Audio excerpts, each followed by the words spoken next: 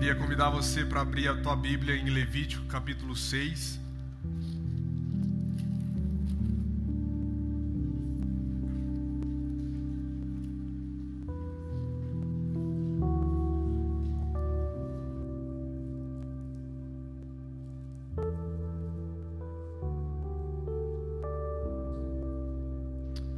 A gente vai falar sobre a presença do Senhor, sobre o fogo do Senhor. Levítico capítulo 6, vamos começar no versículo 8. E antes de eu ler essa passagem, eu só queria dar um contexto para nós. Essa é uma passagem onde vamos falar do altar do Senhor e também sobre um sacrifício. E era chamado sacrifício de holocausto, que acontecia dentro do tabernáculo. A Bíblia diz que Deus, desde o princípio, o plano de Deus era habitar no meio do seu povo. A Bíblia começa em Gênesis com Deus criando os céus e a terra e plantando um jardim num lugar chamado Éden. E ali Deus, ele falava com o homem, com a humanidade, face a face. Ali Deus tinha encontros com eles, ali Deus ministrava a eles. E Adão e Eva era suposto a governar as nações e o mundo desde aquele lugar de comunhão e relacionamento com Deus no Éden. E o Éden era como se fosse um templo. O Éden era onde Deus ele descia do céu para encontrar a humanidade. O Éden era como se fosse o céu na terra. Era um local de comunhão com Deus e a humanidade. Eu acho interessante porque o Éden, ele tem algumas coisas que aparecem no tabernáculo anos depois. Aonde, por exemplo, a Bíblia diz que Deus ele andava no jardim. E quando a gente lê o Pentateuco, que é os primeiros 5 livros, a gente vê que dentro do tabernáculo Deus andava no meio, era a mesma linguagem que Deus falava.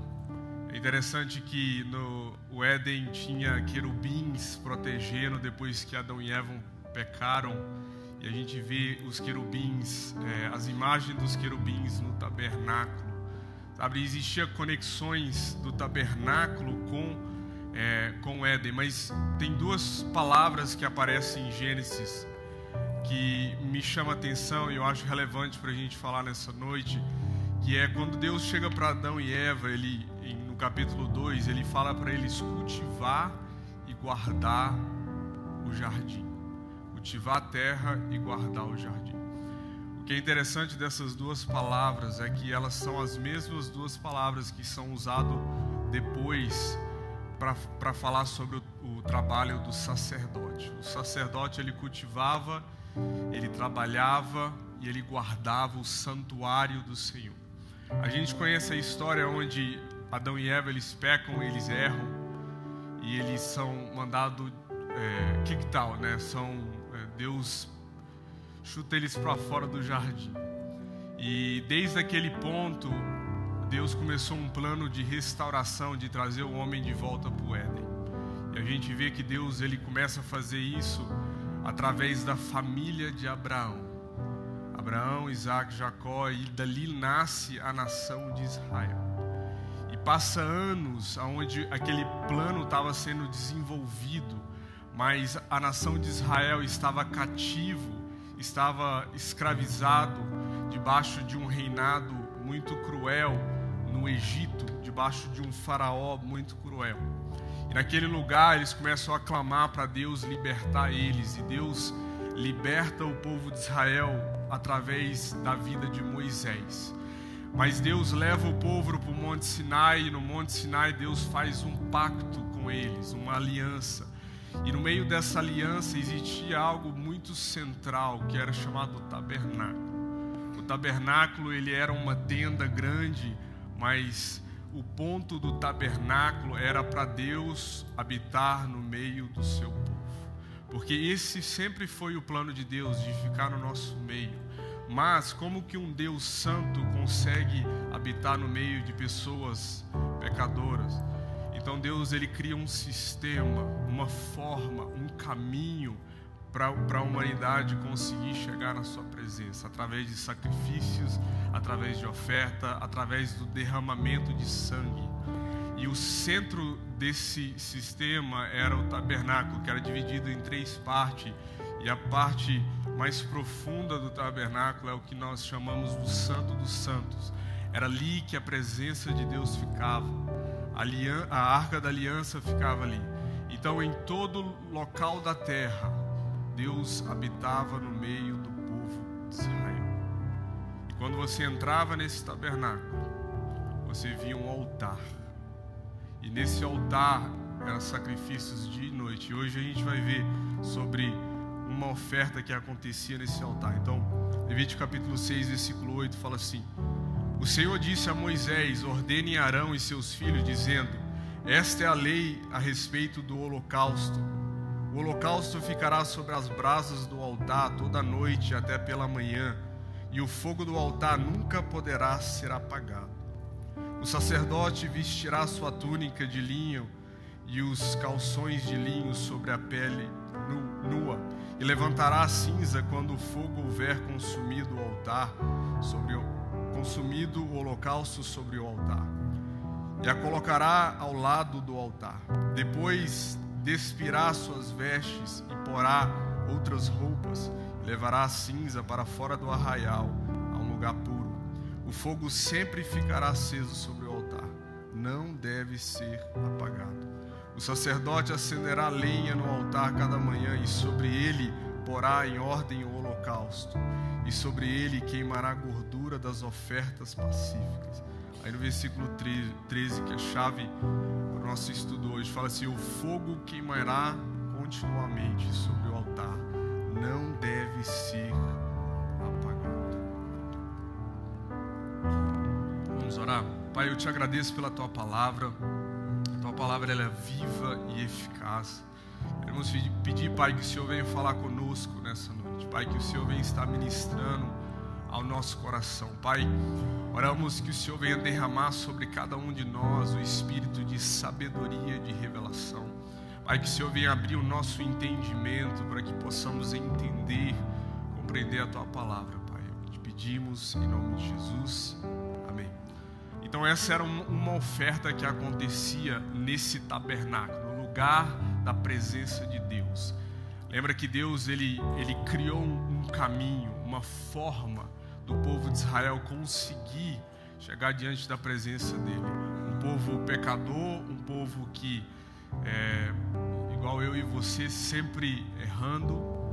Então, através dos sacrifícios, eles conseguiam chegar diante da presença de Deus. Mas esse sacrifício aqui, ele era bem interessante. Ele é chamado um sacrifício de holocausto. Em inglês é burnt offering, que era um sacrifício onde ele era completamente consumido. Muitas das ofertas, elas queimavam um pouco tempo, e eles dividiam entre o sacerdote, dividiam entre as famílias, eles participavam ali no sacrifício, mas esse sacrifício aqui, ele era um sacrifício bem específico, onde o animal precisava de queimar completamente.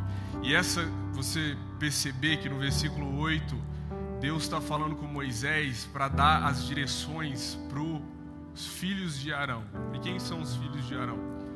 A Bíblia diz que Deus ele separa uma tribo específica para oferecer sacrifícios e trabalhar no tabernáculo, que era a tribo de Levi. E dentro dessa tribo de Levi, Deus escolheu uma linhagem específica, que era Arão e os seus filhos. Arão, ele era irmão de Moisés, e Deus fez como se fosse uma aliança com eles, aonde através de Arão e a sua família nasceria os sacerdotes. Então os sacerdotes, eles vinham dessa linhagem, e essa instrução era especificamente para eles. E existe um ênfase muito grande nessa passagem, e o ênfase era que o fogo não podia se apagar no altar. O fogo ele precisava queimar dia e noite. E ainda que essa instrução era especificamente para para Arão e seus filhos, para os sacerdotes. A verdade é que desde o princípio Deus queria que a nação inteira de Israel se tornasse um sacerdócio real. Esse era o plano de Deus, não só uma tribo, mas que a nação inteira venha entender o seu papel como sacerdote. Mas por causa do seu pecado, Deus teve que escolher uma nação específica. Porque Moisés descendo o monte, trazendo as tábuas, quando ele chega, o povo está adorando um bezerro de ouro. E naquele momento Deus, ele decide limpar o povo, tirar eles, mas Moisés intercede por eles. E depois daquele momento Deus vai lá e faz uma aliança, onde Arão e seus filhos seriam os escolhidos de estar sacrificando dentro do altar. Mas o plano de Deus não era só uma tribo ou só um grupo de pessoas. O plano de Deus sempre foi a nação inteira. Êxodo capítulo 19, versículo 5 fala assim: agora, pois, se ouvirem atentamente a minha voz e guardarem a minha aliança, vocês serão a minha propriedade peculiar dentre todos os povos. Deus falando com Israel: porque toda a terra é minha, e vocês serão para mim um reino de sacerdotes e uma nação santa. São essas as palavras que você falará aos filhos de Israel. O plano de Deus desde o princípio era que toda a nação se tornasse um reino de sacerdotes. Em outras palavras, que toda a nação chegasse diante da presença de Deus. Que toda a nação chegasse e conseguia ter um relacionamento, uma comunhão com Deus em seu tabernáculo. Mas por causa do pecado, por causa da desobediência do povo de Israel, Deus teve que escolher uma tribo, a tribo de Levi.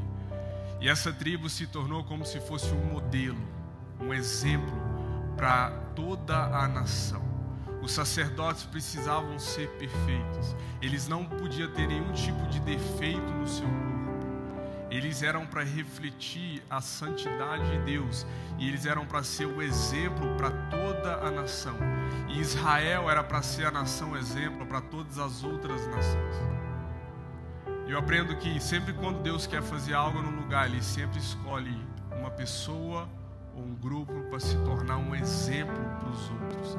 Mas a chave não é focar apenas no grupo. A chave é que esse grupo ou essa família se torna um exemplo para o resto da nação ou para o resto do grupo. A Bíblia diz que Deus estabelece funções dentro da igreja também. E essa função, ela tem de propósito como um exemplo para que as pessoas chegando, eles conseguem entender quem Deus é e ver o exemplo de quem eles são diante da presença de Deus. E esse era a tribo de Levi, um modelo, um exemplo. Mas o plano de Deus é para todas as nações ser cheio da sua glória. E quando a gente chega no Novo Testamento, a gente vê que Pedro, ele dá o mesmo título para a igreja que ele deu, que Moisés escreve aqui sobre Israel, aonde em 1 Pedro capítulo 2, versículo 9, fala assim: vocês, porém, são geração eleita, sacerdócio real, nação santa, povo de propriedade exclusiva de Deus, a fim de proclamar as virtudes daquele que os chamou das trevas para a sua maravilhosa luz. A minha igreja, ele não fala que se você fazer algo, você vai se tornar o sacerdócio real. A Bíblia diz que a sua identidade, como a identidade da nação de Israel, é um sacerdócio real. Agora, se você está cumprindo a função, ou se você está alinhado com a sua identidade, é outra história. Mas a sua identidade é uma identidade de sacerdócio real. Na verdade, os reformadores, eles trabalharam muito em cima dessa questão do sacerdócio dos santos. Chegou um ponto da igreja que a igreja se tornou muito focado nos títulos e nas funções. E era como se fosse o líder, ele era o mais santo, e a congregação era aqueles que apenas recebiam o que o líder estava falando e não tinham nenhuma escolha. A Bíblia não era traduzida na sua língua. Isso foi por muito tempo até os reformadores levantar e falar assim: não, peraí, a Bíblia fala aqui que não é só para um grupo de pessoas, o sacerdócio real é para toda a igreja.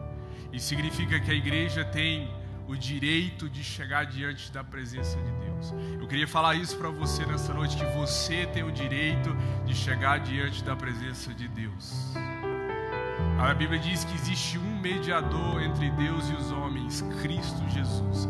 Jesus é aquela ponte entre você e o Pai. Ele disse: eu sou o caminho, a verdade e a vida. Ninguém chegará ao Pai a não ser por mim. Queria falar para você que você tem o direito de chegar diante da presença de Deus como um sacerdócio real. O sacerdócio real, para mim, é uma linguagem muito interessante, porque ele combina a questão do sacerdote e do rei, que no Antigo Testamento eram duas funções diferentes. Existia o rei e o sacerdote.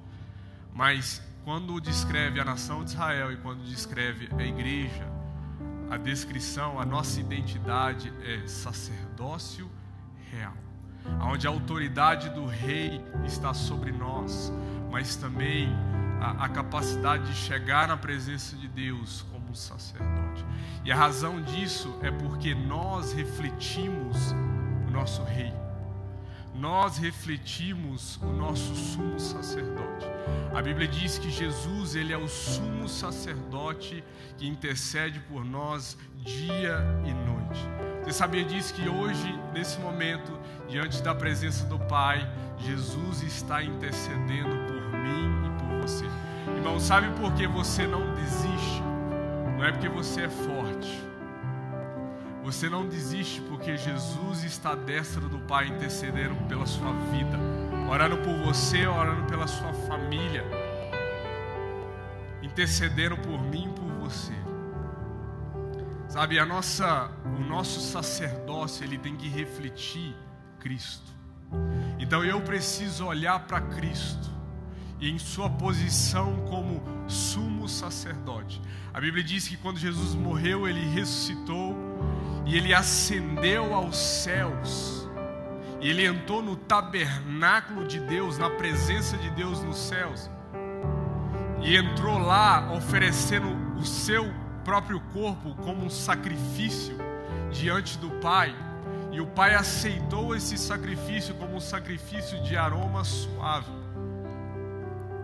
E a Bíblia diz que ele intercede por nós. Isso significa que toda vez que o inimigo levanta contra a sua vida, Jesus levanta como o seu advogado, como o seu intercessor diante do Pai. Mas algo que eu acho interessante sobre o sacerdócio de Jesus, porque quando você lê em Hebreus, o sacerdócio dele vem da linhagem de Melquisedeque. Melquisedeque era um homem que apareceu no Antigo Testamento, um pouco misterioso. A gente não tem muita informação sobre ele, mas algumas coisas que Hebreus fala e também Salmos menciona sobre ele é que ele era um rei, mas ele também era um sacerdote de Deus. E foi ele que Abraão deu o dízimo. Mas eu acho que é o interessante que fala que Jesus, ele é um rei da linhagem de Melquisedeque. Melquisedeque, o nome significa rei de justiça. E ele era o rei de Salém. E Salém significa paz. Ele era o rei da justiça e o rei da paz. E o escritor de Hebreus, ele conecta isso e fala que Jesus, ele é o sumo sacerdote da linhagem de Melquisedeque. Por quê? Porque ele é o rei da justiça e o rei da paz. E ele é o sumo sacerdote que está à destra do Pai. E a nossa identidade como uma igreja que tem esse sacerdócio real é uma igreja que entende que Jesus entende a função de Cristo. Eu aprendi algo na Bíblia, que nós somos transformados de glória em glória, a mesma imagem de Cristo. quando você vai ver por que nós somos transformados, sempre é conectado olhando para Cristo. Você se torna aquilo que você adora. Então, quando você olha e mira para a beleza de Cristo, para a glória de Cristo, a sua glória é transmitida sobre nós e nós somos transformados de glória em glória. Então, como que eu sei, como que eu posso cumprir a minha identidade como sacerdote real? Eu tenho que olhar para aquele sumo sacerdote à destra do Pai. Eu tenho que olhar para Cristo. Eu acho interessante porque em Apocalipse capítulo 1 a Bíblia diz que João ele tem uma visão e ele vê Jesus glorificado. E Jesus aparece diante de João com um vestimento bem específico. E ele aparece como um rei, mas também como um sacerdote. A Bíblia fala assim em Apocalipse capítulo 1, versículo 13. E no meio dos candelabros, que eram um símbolo da igreja, fala assim: um semelhante a um filho de homem, com vestes talares ou vestes longas, e cingido à altura do peito com um cinto de ouro. A cabeça e os cabelos dele eram brancos como alvo-lã, como neve.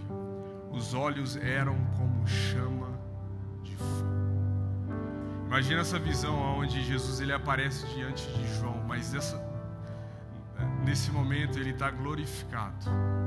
E ele aparece com uma veste longa, branca, com um cinturão em volta dele. E ele aparece diante de João, os seus olhos estão queimando como chamas de fogo. Eu acho interessante isso, porque isso está mostrando e refletindo o sacerdócio de Cristo. O sacerdote usava uma veste longa dessa forma, ele usava um cinturão também, e Jesus aparece dessa forma para João. Mas no começo ele aparece aqui, fala assim no versículo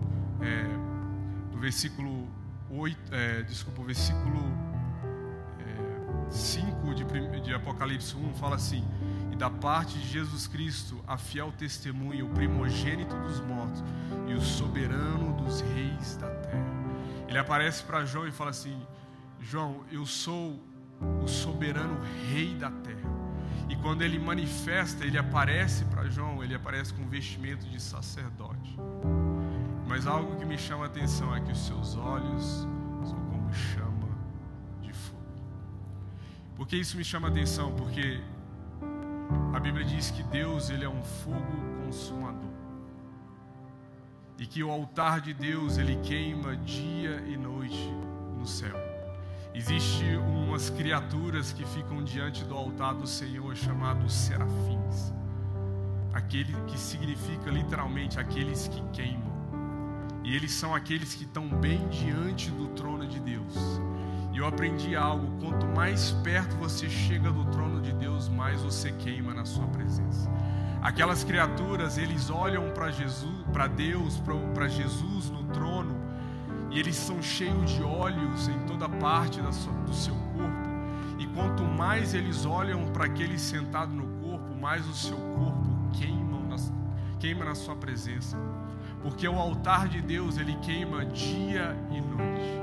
E porque o altar de Deus queima dia e noite, era necessário que o altar de Israel queimasse dia e noite. Então Deus deu algumas ordens bem específicas para o povo.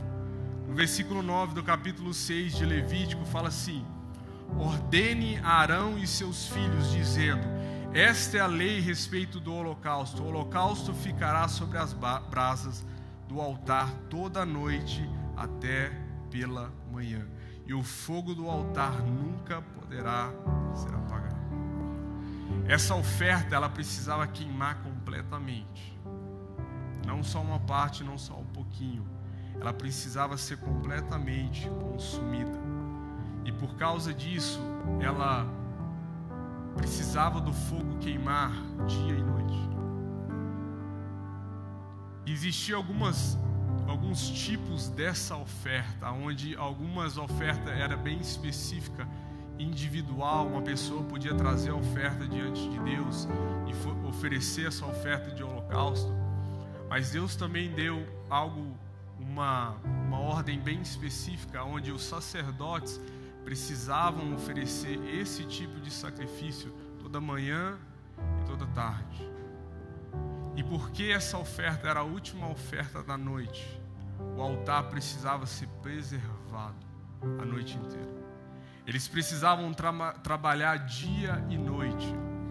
Os sacerdotes tinham uma função dia e noite para make sure, para ter certeza que aquele fogo não apagará. Por quê?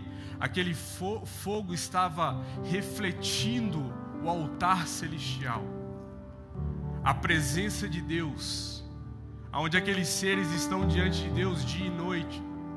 E no céu é dia e noite que eles queimam. No céu o altar é dia e noite. Então, por causa disso, na terra precisava existir um altar que queimava dia e noite. E esse era esse altar específico, e eles precisavam trabalhar dia e noite. Eles tinham como se fosse uma rotina ali de 24 horas, onde tinha turnos, onde sacerdotes entravam e outros saíam. Eles precisavam trabalhar juntos para que aquele fogo não se apagasse. Eles precisavam de trabalhar em comunidade, em grupo, como uma nação, como uma tribo, para que aquele fogo não se apagasse diante deles. Porque o ênfase aqui é que esse fogo não pode se apagar. Só essa pequena passagem que nós lemos nessa noite, existe 5 vezes que fala: o fogo ele não pode apagar, ele tem que permanecer queimando no altar. Então eles tinham que trabalhar juntos, eles tinham que trabalhar juntos para que o fogo não se apagasse. Eles tinham que cultivar esse fogo junto. Isso me fala de um aspecto coletivo. Sabe, existe um fogo específico que ele queima no seu altar, e você tem que cultivar esse fogo, você tem que cultivar esse altar. Mas eu também creio que existe um altar coletivo no nosso meio, e nós precisamos trabalhar juntos para que o fogo do altar do Senhor queima dia e noite. Isso fala de algo coletivo, isso fala de permanecer em comunidade. Irmão, não existe cristianismo numa ilha. O cristianismo é dentro da igreja. O cristianismo é dentro do corpo de Cristo. Sabe, muitas pessoas esse fogo está apagando porque eles estão desconectando do local da presença de Deus.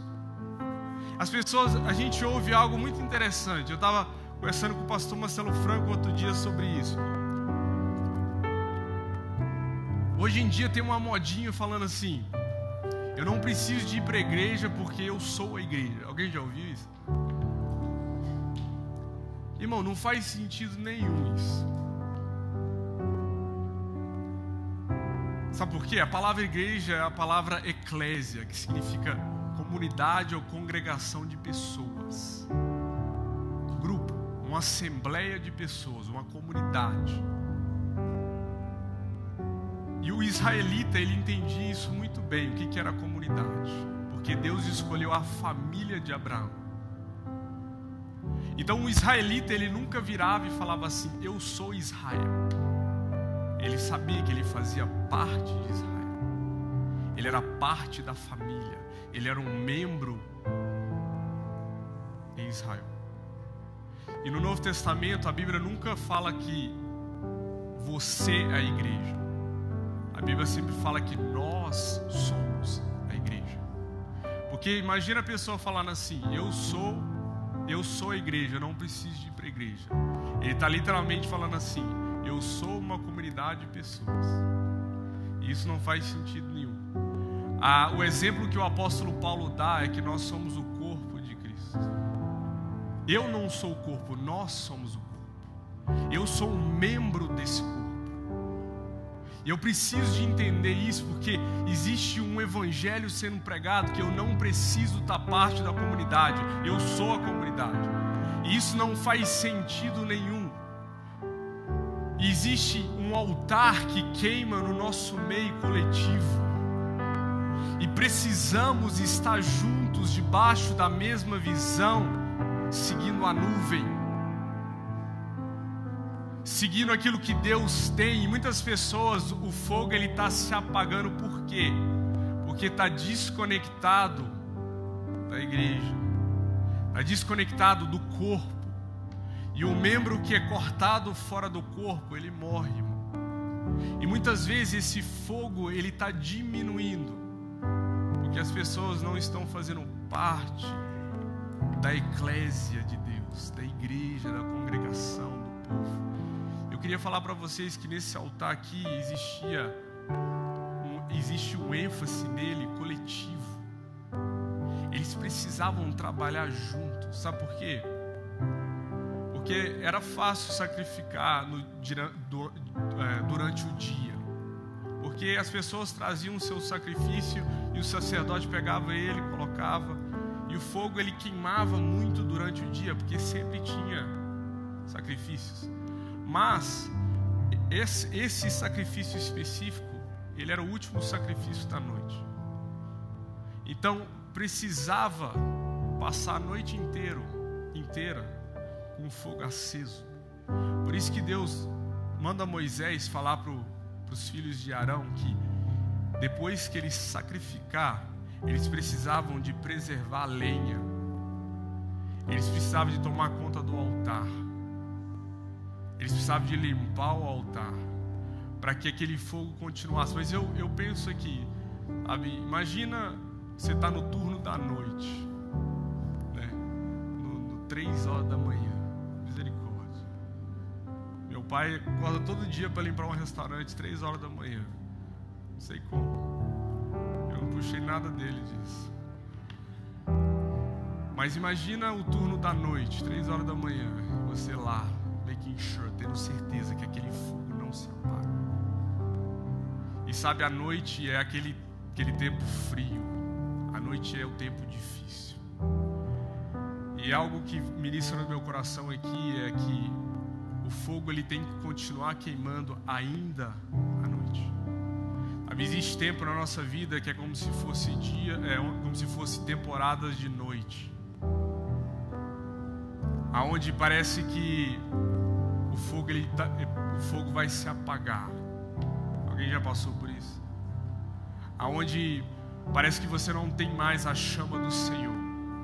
Eu acho que a palavra de Deus para nós nessa noite é que o fogo ele tem que continuar queimando no altar ainda à noite. Nos dias difíceis da tua vida, o fogo da presença de Deus tem que queimar. Sabe por quê? Porque o teu altar, o teu coração, ele reflete um altar lá no céu. A Bíblia diz que Deus habita dentro de você. Deus habita em nós. Nós somos o templo do Espírito de Deus. Nós somos o templo dessa presença de Deus. Então o fogo no altar do nosso coração tem que queimar dia e noite. Sabe, eu sei que é fácil para o fogo queimar quando está tudo bem, mas fica difícil quando as coisas não estão indo da maneira que nós planejamos. Aonde está frio, aonde está escuro. Na palavra de Deus, a noite sempre fala de dificuldade. Mas ainda que isso tudo está acontecendo, ainda que as consequências ou as coisas ao nosso redor que está vindo para nos parar, isso tudo está tentando nos parar, ainda que isso está acontecendo, o fogo ele tem que permanecer queimando no teu altar. O fogo tem que permanecer queimando nessa igreja, no nosso altar. Sabe, eu acho que se nós tivermos essa mentalidade coletiva, toda vez que você chega diante da presença de Deus com os seus irmãos, você está vindo como um sacerdócio real diante da presença de Deus para oferecer um sacrifício vivo. Então a presença de Deus ela tem que ser real no nosso meio, mas a presença ela não pode ficar aqui, ela tem que ir para a tua casa, ela tem que ir para a tua família, ela tem que ir para o teu trabalho, ela tem que queimar no teu coração. Mas irmão, eu queria falar para você que quando as coisas estão difíceis, quando estamos passando essas noites na nossa vida, nós precisamos um do outro. O sacerdote ele não conseguia ficar 24 horas lá. Existia um turno de adoração. Existia um schedule para eles. E eles precisavam um do outro para o altar continuar queimando. Eu queria falar isso para você, que você precisa da pessoa do teu lado. Nós precisamos um do outro para que esse fogo continue queimando no seu altar. Talvez você vai passar dias onde o fogo está diminuindo. Aí o que você vai fazer? Você vai ligar para uma pessoa que é um irmão em Cristo e você sabe que ele está queimando na presença de Deus. Sabe, tinha dias, eu lembro que eu ligava para o pastor Daniel. O pastor Daniel sofreu comigo, tá, irmão? Olha lá. E eu falava assim, Daniel, eu sei que Deus me ama, eu sei que eu sou perdoado, eu sei que Deus está comigo, mas nesse momento eu estou sentindo que eu não estou, que Deus não está comigo, que Deus não me ama. E eu só preciso, eu passava ali 5 minutos onde o pastor Daniel, ele literalmente me lembrava quem eu era. Como se fosse, prega para mim de novo, eu preciso de ouvir o evangelho mais uma vez.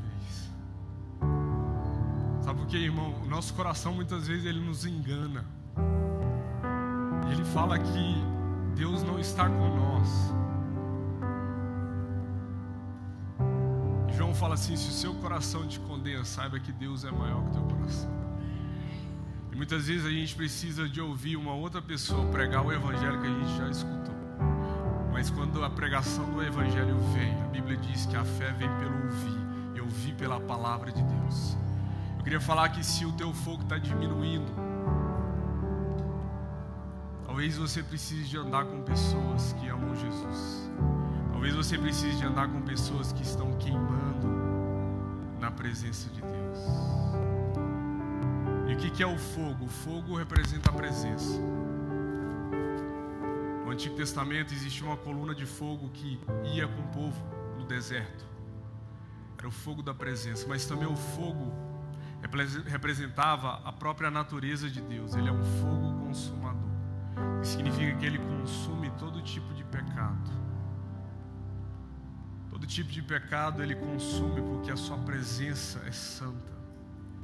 O fogo ele representa a proteção de Deus, como aquela coluna de fogo, mas ele também representa a santidade de Deus. E a chave, irmão, é você olhar para Cristo. Sabe por quê? Porque os seus olhos são como chama de fogo.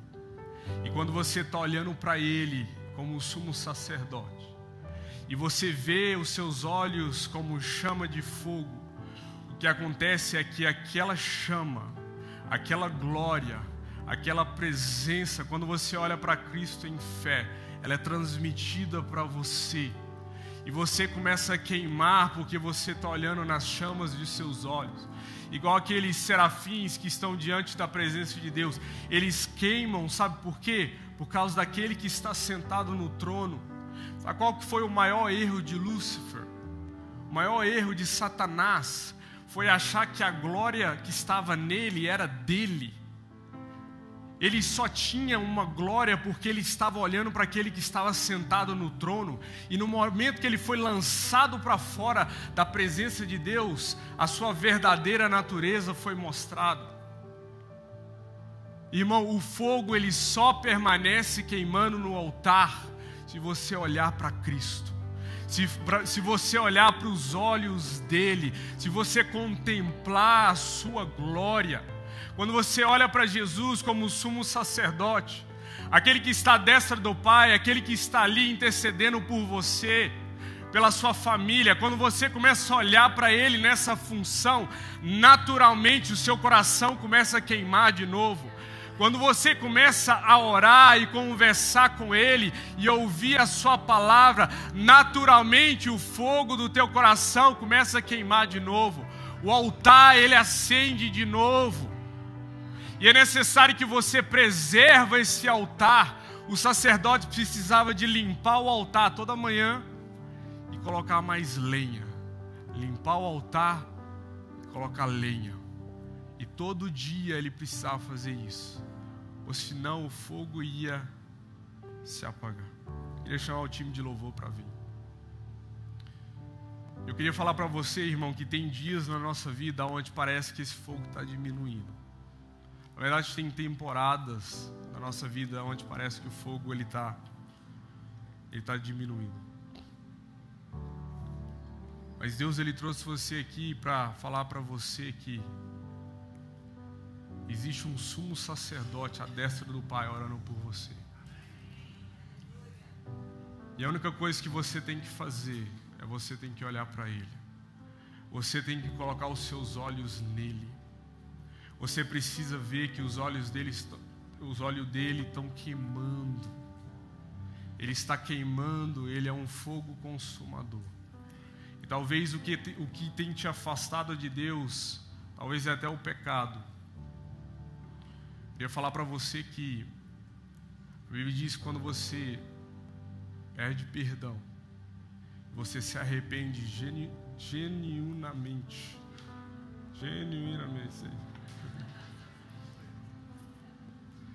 Se você fazer isso de verdade, do teu coração, o que acontece é que Deus perdoa o seu pecado. Irmão, muitas vezes eu luto contra isso. Eu falo, Deus, será que o Senhor perdoa mesmo? Mas toda vez que a gente faz isso, é como se fosse a gente estar falando assim, o sacrifício não foi suficiente. Porque antes de Cristo, depois de Cristo, eu nunca vou merecer Ele. Eu não mereço Ele antes dEle me limpar e nem depois.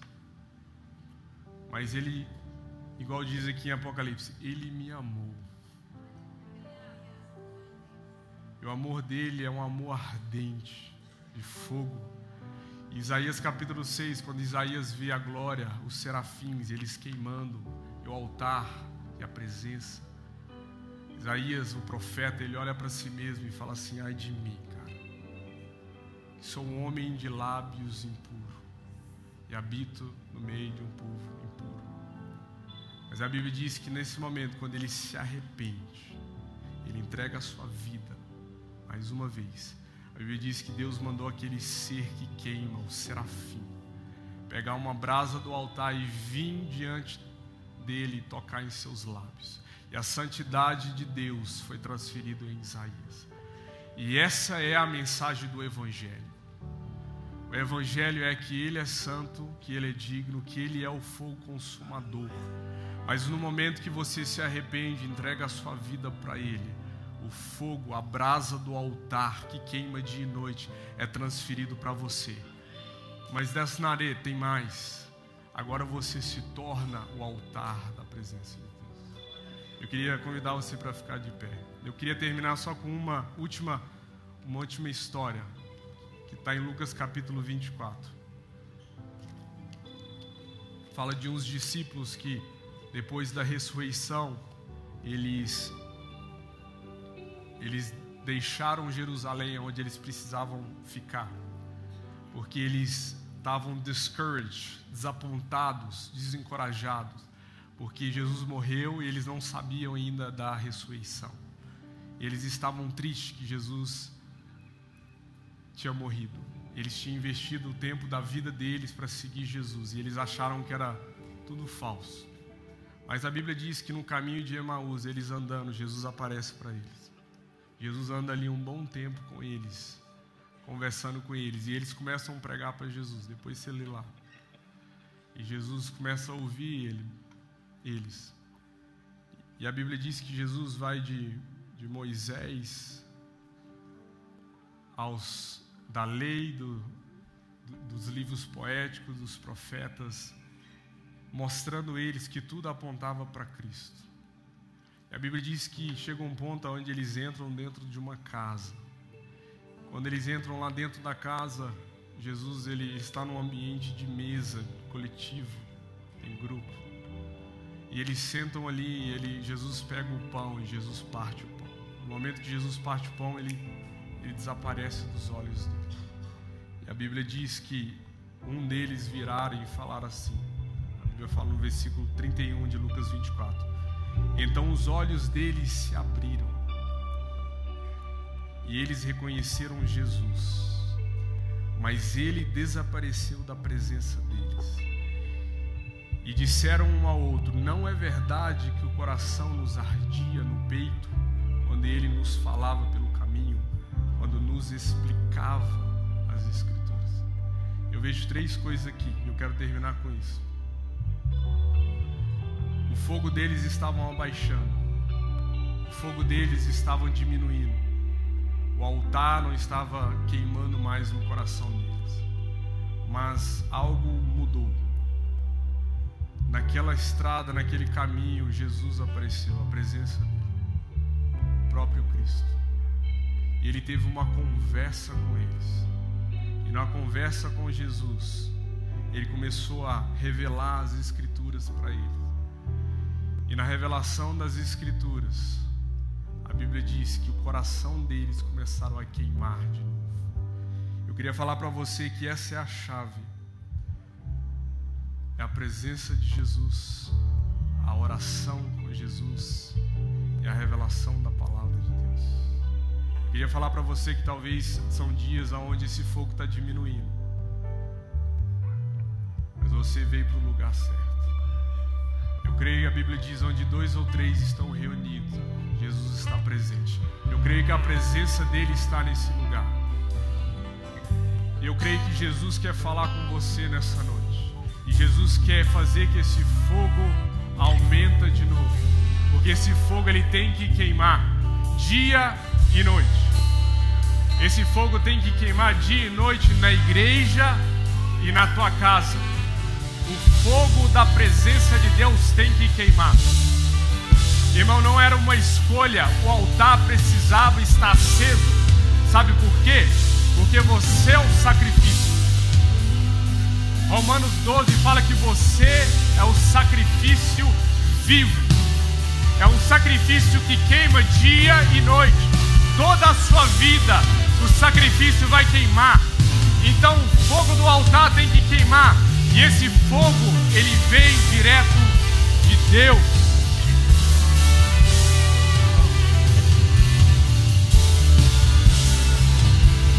Queria convidar os pastores para vir aqui na frente. E eu queria convidar você para sair do teu lugar.